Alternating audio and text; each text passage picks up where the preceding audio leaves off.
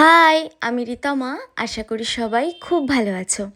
আগেই বলি আজকের ভিডিওটা কিন্তু একটু বড় হতে চলেছে, সবাই শেষ অবধি দেখো। কাল ছিল শ্রাবণ মাসের প্রথম সোমবার, তাই সকাল সকাল ঘুম থেকে উঠে এই লাল সাদা শাড়িটা পরে রেডি হয়ে গেছিলাম। তারপর পায়ে একটু আলতাও পরে নিয়েছিলাম, তোমরা দেখে জানিও আমায় কেমন লাগছিল।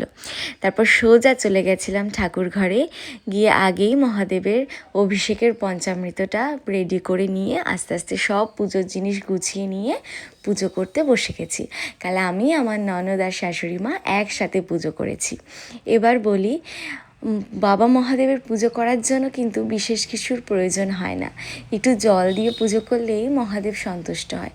কিন্তু আমরা এক একজন এক এক নিয়মে পুজো করি, এক একটা জিনিস বিশ্বাস করি, এক একজন এক একটা জিনিস শিখি বড়দের থেকে, সেইভাবেই পুজো করার চেষ্টা করি। কিন্তু আসলে কি জানো, মনের ভক্তিটাই সব থেকে আসল। মনে ভক্তি নিয়ে ভগবানকে বিশ্বাস করে শুধু জল দিয়ে পুজো করলেও বাবা মহাদেব সন্তুষ্ট হন।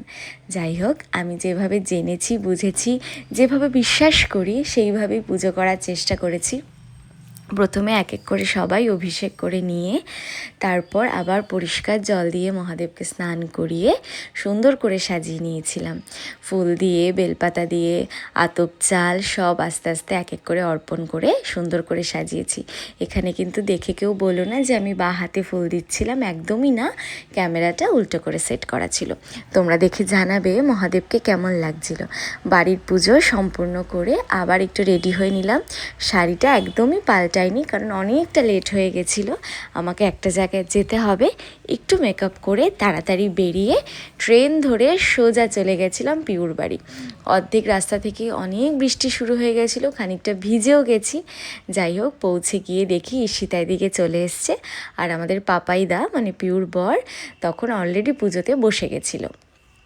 আর এদিকে পিউ সুন্দর করে আলতা পরে নিচ্ছে, আর আমি গিয়ে একটু কাজে লেগে গেছিলাম। পুজো বাড়িতে গিয়ে সবাই মিলে একসাথে হাতে হাতে কাজ করার মজাটাই কিন্তু আলাদা।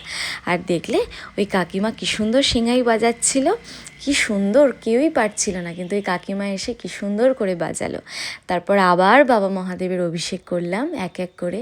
আসলে যিনি পুজো করছিলেন, এত সুন্দর পুজো করছিলেন, এত সুন্দর মন্ত্র উচ্চারণ করে ভীষণ মন ভরে শান্ত মনে শান্তি করে পুজো দিয়েছি। খুব ভালো লেগেছে পুজো দিতে। সুন্দর করে পুজো দিয়ে আবার বাবা মহাদেবকে মালা পরিয়ে দিলাম।